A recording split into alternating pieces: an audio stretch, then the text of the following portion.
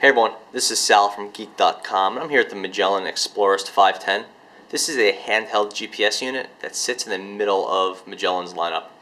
The eXplorist 510 sells for about $349, while the 310 below it gets a smaller display, 2.2 inches instead of 3 inches, and has no onboard storage, whereas this one has 500 megabytes on board.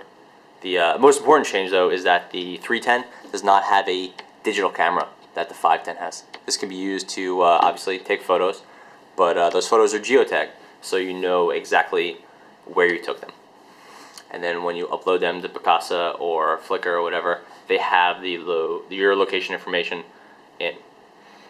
So there's also the 610, which is the higher end model in the 510. That gets increased maps out of the box, so you get another map or two there. Then there's also the 710. 710 bumps things up to 3 gigabytes of storage, whereas this one only has 500 megabytes on board. Everything on the line, though, has micro SD, so you can add that in. So it's something to keep in mind. The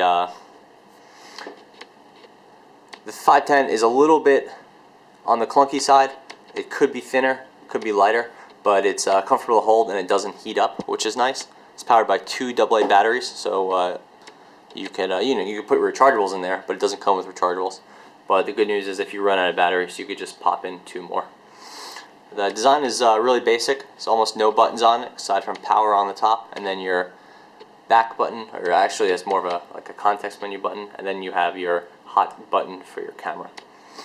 There's no home button, which would have been nice to see, because what happens is when you're using a touchscreen, it's easy to move around your map, zoom in and zoom out and things like that, and those things it does really well, although it could be quicker at times.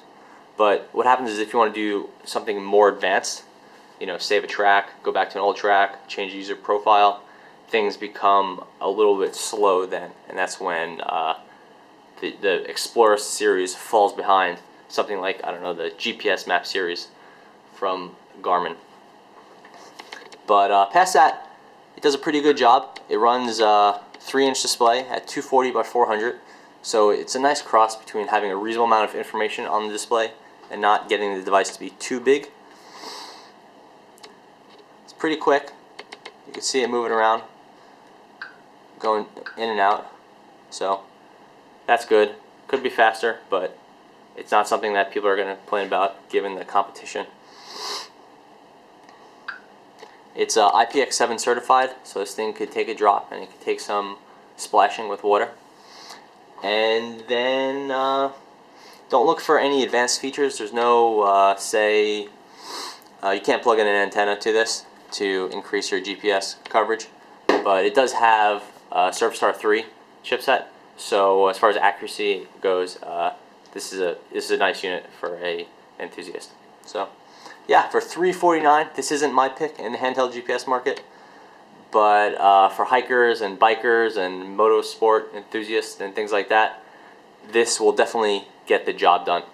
I think some users are going to want buttons just so that they could use it with gloves, or that they could get to more advanced features more quickly. But for a lot of people that really just want to do geocaching and hiking and trail mapping and things like that, or trail following, this will do it. So yeah, this is Sal Congeloso with the Magellan eXplorist 510.